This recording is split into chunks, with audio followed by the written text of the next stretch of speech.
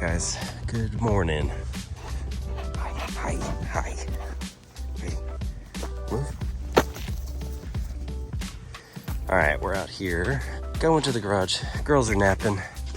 I am just getting over being sick for a couple of days because the girls like to cough directly into my mouth.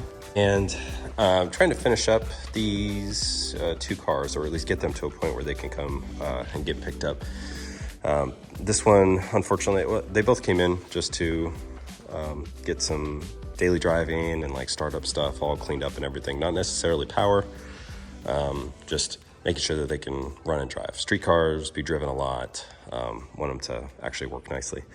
So this one, unfortunately, I haven't really had a chance to do a whole lot to it. I mean, I put in my normal calibration in there and power control setups, launch control, stuff like that. Set up the dash and everything, but it's got a fuel leak. I don't have what I need here to do it, nor do I have the time really, unfortunately, to fix it so that we can finish up the tuning. But unfortunately, they're gonna have to pick it up and fix a couple things. The steering is also really rough, and my arms are weak, so I wasn't really even comfortable driving it too much. But this one's been able to go a little bit further, and it looks really crooked because I think the tire went flat again. Yeah, it's got a slow leak. So really what this one came down to, had a couple of wiring issues.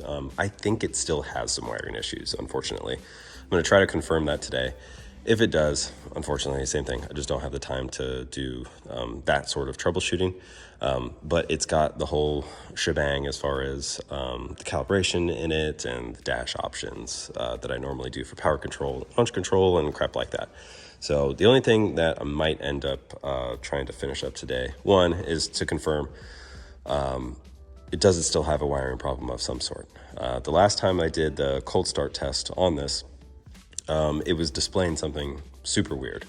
And so I went into the calibration just to make sure that it wasn't corrupt calibration. Sometimes it happens. It's really rare. I think it might have actually been that because I pulled up the calibration and I compared it to the last one, and there was a bunch of differences that it was showing on stuff that wasn't even active in the calibration that I was using. So I rolled back another one, duplicated the changes, and we're going to try it again. If it wigs out again, then there's got to be something going on, and just don't have the time, unfortunately, to do that sort of troubleshooting. The only other thing we might do is take these wastegates usually come with double springs. Right now they're trying to do like 14.5 pounds or something like that. This being a street car, it's really useful, especially when you have compressed air. So like there's no limit to how high you can go if you're using compressed air. So you might as well go the lowest spring possible so that there's no limit to how low you can go either. If you're on a really crappy surface, you don't want to not be able to go below 14.5 pounds. So I usually like at least a 4 pound. I mean, some of these cars, we're having them go all the way down to like 2 pounds or something like that. If you never end up using it, that's fine. Just use the compressed air, use whatever your boost control method is to go above spring pressure. But it's not like, I need to have enough spring because I won't be able to do my max boost if I don't. That's like not even an issue if you have compressed air or CO2 or anything like that. So if those look pretty easy, I've never worked with that gate. It just looks like like a V-band clamp of some sort, and then that hat comes off. So I'll probably undo that, take some springs out. That way, we can actually test a little bit of power, because I'm not trying to go and drive somebody else's car around when it's making like 1,200 horsepower or something like that on a surface that might be kind of slick. All right, so yeah, I'm gonna upload the calibration that hopefully is not is definitely not corrupt. Redid it and everything. Should have all the same changes that I wanted to test out on the last time. It's really cold out here right now. We're probably gonna have like a cold start that's in like the 30s. So that was one more thing that I wanted to get completed. It starts great from hot start all the way down to I think it was like 50 degrees or 48 degrees or something like that. But I haven't done anything in the 30s, so we'll see how it starts. Dead cold, 30 something degrees probably, and hopefully it does well. If not, make a change, and we'll keep trying until it's perfect. Realistically, you shouldn't have to do anything special. Maybe a little bit longer cranking when it's this cold, but realistically, you should be able to just, start it not even in the car, regardless of the temperature. So that's what we're trying to get at. I'll fill up this tire, upload the calibration, and then crank it up, see how it does. All right, so on this one, obviously the startup stuff we're looking for, but the main thing that I'm looking for are any sensors reading stupid right now? And then when we try to start it, once it actually sees RPM signal, do any of the sensor values get stupid? Last time they did. So that's what we're trying to see. Was that just the calibration, or is that some sort of wiring issue that presents itself as soon as there's any kind of ignition noise going on? So that's what we're gonna find out now. Put fuel pump and the compressor on. I guess just I don't really need a water pump just yet. All right, see how it goes. This is, okay, 42 degrees, so not as cold as I thought it was gonna be, but we'll see how it does.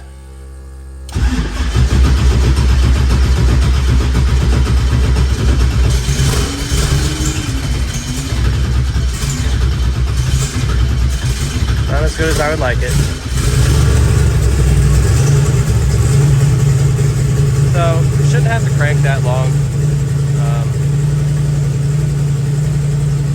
Cranking fuel obviously needed some love. It tried firing off a little bit and then it couldn't sustain itself, so after start fueling needs a little bit of help as well. It's not quite as good as I would like it. Relatively easy, but still, should have started up within a couple of seconds. So we'll let it go through the whole warm-up cycle, just make sure all of our sensors are good and everything, and yeah, then we'll probably take it out for a drive.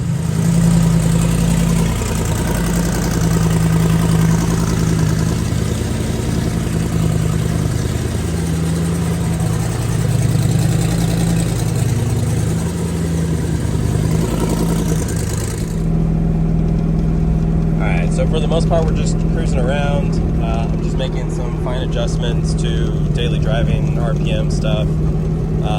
Kind of starting to ease into boost a little bit, but that's not really what we're trying to achieve here. So really just making sure that he can go and cruise this at whatever speed, whatever RPM he's going to be driving around at. And so far it's doing that really well. Our compensations are really low, so our fuel table, at daily driving loads and RPM are pretty tight. And I'm hoping that how we're running the injectors and the airfield targets that we're doing, we'll get them some decent gas mileage too. I've been driving around on a couple of trips so far, and so when we go back to the gas station, we'll see how much fuel it actually takes to get back to full. And yeah, hopefully it's not that much. I think it was guzzling pretty good before. This is also something that the person who was doing it previously was trying to keep the car cool, in the heat of the summer, and the way that he has his fan and radiator set up. I think they were doing whatever they could to keep the thing at a decent temperature, so it's probably using more fuel than it needed to, which may be the case later on in the summer, but I feel like it's always probably best to address the cooling system shortage itself, so that you don't have to run the engine like that. It's just going to foul out plugs more often and just waste unnecessary fuel. So yeah, the biggest thing that we're looking for right now also is making sure that our dome pressure sensor and our fuel pressure sensor do not start waking out. So I did a little bit of a pull a second ago, but all I ever look at is air fuel, and then make sure they don't crash the damn thing, because it's not my car. So we'll have to look at the log. Two things, I guess, with that. One, let's see if the computer actually even logged it. Because that's one of the indications that it was kind of having an electrical problem, was that onboard logging was the only thing that was actually working right. The computer logging would glitch out as soon as it saw any kind of decent RPM. Then when you look at the onboard logging, that's exactly where the sensors started waking out. So there's some sort of electrical noise that was freaking it out at that point. It could be a lot of different things. It could be loose connection somewhere. It could be bad shielding. Hell, even Holly harnesses sometimes have come with loose connections within them. Brand new harness, could be causing an issue like that. So hopefully everything is good and that was just a fluke. But if we see the same behavior, unfortunately our session with this car will probably have to be done, and that'll have to be troubleshot by somebody else. Unfortunately, I just regrettably just don't have the time. So yeah, hopefully this drive goes good. I'll do a couple of videos of some different things, and hopefully not while I'm driving, so I can use two hands. I really want to show you guys the notice there's two reverse buttons down there. Since Holly is controlling the trans brake on this, and this transmission doesn't have like an actual reverse, you have to use the trans brake button to back up. For a street car, like if you're wanting to back into a spot or something like that, it's a giant pain in the ass to hold the trans brake button and try to like turn the wheel hand over hand and shit like that. So I make the trans brake, I make the ECU go ahead and activate the trans brake via those two switches. So the reason why I use two switches instead of one is because regardless of what speed you're going and everything, if I don't have a speed input or a gear position input or something to tell the ECU, hey, if this button is pushed, don't actually activate the trans brake, that's an accident, then I can't set a safety or anything like that. So I make it two switches so that it's way less likely that you'll accidentally press the two switches at the same time. Because if I press those two right now, it's going to try to activate the trans brake output. So either hurt the transmission or the trans brake will actually engage, depending on what transmission you have, and cause a whole bunch of problems. So that would be really bad. But yeah, anyway, it's less likely to happen with the two buttons, so that's why I put them there. But anyway, all right, we're gonna cruise around a little bit, get some data, and then see if there's any changes to make. Unfortunately, we're already showing a little bit of an issue here. If you'll notice, the dome pressure sensor, give me 1 second, I guess. You notice the dome pressure sensor is reading 2 psi there in the top right for no reason, which is causing the solenoids to work, and they don't need to be. I think that's just a false sensor reading. Okay, so we're just downloading the onboard log, just in case the computer log failed, just to make sure that I can see what was going on when I was actually flooring it, and see if that's when the dome sensor started reading off by 2 psi, like from that point on, because I have it on right now and it's reading 0, so something is different. Like I can press the trans brake button and it does what it's supposed to. As soon as we start introducing RPM, that's where things start getting a little bit weird, and only sometimes. So pretty positive that this wiring gremlin still exists, but I just want to make absolutely sure that it's not something that I can resolve before I bail and say, hey, you got to take it back and get it fixed up. So download this thing and see what it shows us. This is going to be hard for me to show you, or actually, yeah, you can see that pretty good. So bad news. Unfortunately, the two sensors that I was worried about are still wigging out, and it seems to be pretty RPM dependent. So the more electrical noise we make, it seems like the more they freak out. So you'll see these big spikes right here in the blue. That's dome pressure, which is saying that it's at 63 psi right here, which is definitely not the case because it goes back and forth so erratically, and I have that turned off. So it's targeting 0, so luckily all it's trying to do every time it reads too high is vent, so the vent solenoid keeps opening up, so no harm no foul. If I'm targeting a certain boost and it decides to read below that, because every now and then this drops to 0, like flat 0, which its resting sensor value seems to be like 1 point something, which I'd usually do an offset for, just as long as it's extremely consistent. It needs that offset, but you'll see here it's diving all the way down to straight up 0. So this sensor value is going from wrong to absolutely nothing, and so that could be an issue, because if it's actually reading something or if there actually is something being put in the dome and this sensor says 0, it's just going to open up that fill solenoid and try to chase it down, add more air to it.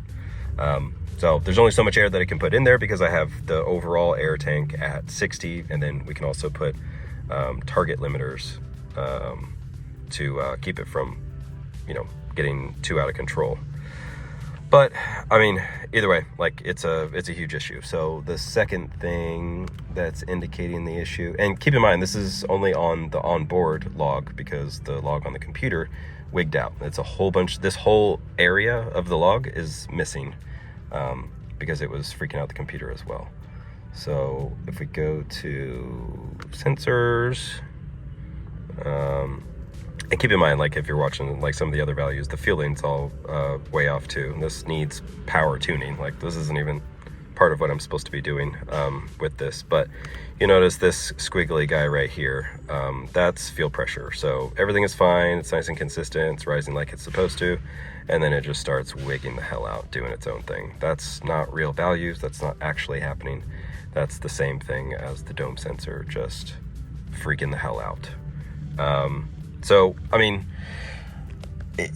is that making an impact to what I'm doing right now? Technically not. Like I could, do more fuel tuning for this car just on wastegate boost, which is, like 8 PSI or actually I think it went all the way up to like 14.5 at one point.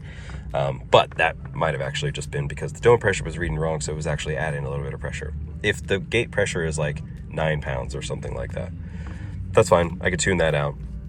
And the field pressure and the dome sensor wouldn't impact it. The problem is I don't think that this is just a sensor issue anymore like the map sensor was.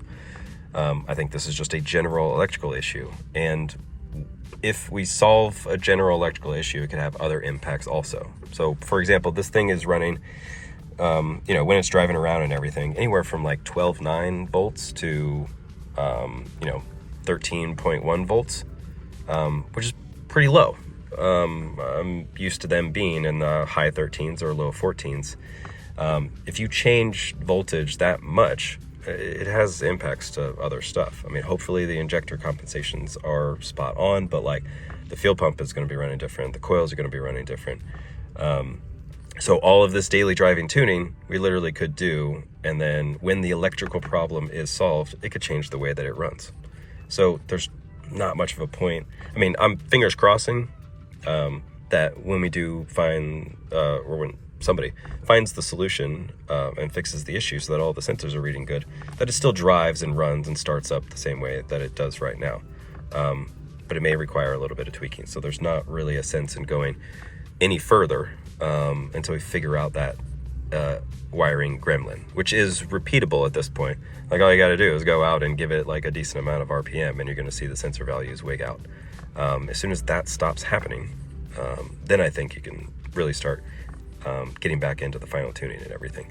So it's got the framework and everything. Like it's got the different dashes. I don't know if I showed this to you. So like this would be his race screen. So that's really only RPM, but it shows all of the status lights for any of the switches that he can select. I'll give you an example of that real quick. So, this is the screen that it defaults to. Or actually, let me start over. Sorry, the glare is super bad, so hopefully you can still see some of this. Okay, but so this is the screen. Starts out with a series of switches. He's got anything from the reverse switches to burnout rev limiter, which has a lower RPM limiter and retards timing so that it's easier to stay below that limit. So you're not just banging the limiter and stuff like that. And then it's got boost options 1 and 2, timing retards 1, 2, and 3. And if you ever have any of those on and you go to, let's say, your race screen, it gives you an indication down here, like what you have selected currently. So if you're like, oh shit, I was supposed to, click retard 2, then you can go back to that screen and make sure that you click the right one. And then go to your next, and it's like, okay, cool. The other screen is more of a daily driving screen. So if we go to this one, it's just displaying different stuff. It's more of like a daily driving thing. You got a speedo and an RPM, and then you got your general stuff like water temp and oil pressure and things like that. You still do have these up here. I didn't put the the timing retard indicators up here, because this is the intention for this screen is just daily driving and stuff. So worst case scenario, you want to do a little pull on the highway or something, so you want to know which boost setting you have selected. The reverse switch is here, obviously, because assuming this is going to be daily driving screen. So yeah, there you have it. Sorry for the horrible glare right there, but yeah, every time you start or turn the car off and then you turn it back on, it defaults to this screen. It's got a bunch of sensor values in here. That's primarily just so that if somebody else was asking any questions, trying to help troubleshooting, you have all of your values that we might ask you for here. So it's like, the boost control is not working. Like, all right, turn the car on, press trans brake. What does dome target say versus what dome says? What does boost duty say? Like, all of these things are there. So that's why it's not like supposed to be in some nice presentable way. Just need the data so that it could be translated, or sent over to somebody who's asking for it. And then all of your switches. So, on a run, it would be like you pull up to the burnout box and you select your burnout rev limiter. You do your burnout. And then when you're sitting there, let's say you went past the line or something like that, you could just press the trans brake button to reverse, or you could use your 2 reverse switches to reverse. Then when you get back to behind the line, undo the reverse and then select what you think that surface will hold. So hopefully the guy backing you up, gives you a little indication of what the surface is like. So then you choose what boost curve you want to use and what timing retard you want to use. And then as soon as you have that, so let's say we want to use 1, but retard 2, and then you go to your race screen and you're ready to race. So yeah, that's kind of how that's meant to be used. Cool. But yeah, that's pretty much it, unfortunately. I wish I could go further with this car, but I just think it will be, it might waste a little bit more of my time trying to chase down the gremlin, or I don't have the time to chase down the gremlin, and continuing to try to do any more tuning while that gremlin obviously exists, I think will end up being a waste of time because it might have to be changed up later. Where it sits right now, it's got the framework, it's got the tools that it needs to even have somebody else come in, do the power portion of the tuning, once those the wiring issues are resolved, and then just populate the power control tables, which, I'll probably be able to help with, whether it's remotely or in person. So we'll probably still see more of this car a little bit later, but it needs somebody else's touch at this point that has the time to actually go through and troubleshoot whatever wiring gremlin is causing this issue. Hopefully it's something really simple and stupid. When I get it back in the garage, I'll probably make just a quick once over to see if I see anything super obvious and glaring, like the battery terminal was the positive battery terminal was loose, which resolved some issues, but there's probably just something else loose as well. But I'll give it a once over. If I find it, awesome, we'll continue. But if not, I think that's gonna be it. Gotta spend more time with work and with the girls, and honestly, some of this time I'd like to be spending on the El Camino. So yeah, hopefully he likes the way it runs and drives and everything. It's almost there, just needs a little bit more attention, and it's going to be a great, super quick street car. So anyway, that's it. Thanks for watching. Sorry for the wrong ramble, or sorry for the long rambling, but I don't know, some of you guys out there like it. So anyway, I will see you on the next one. Thanks.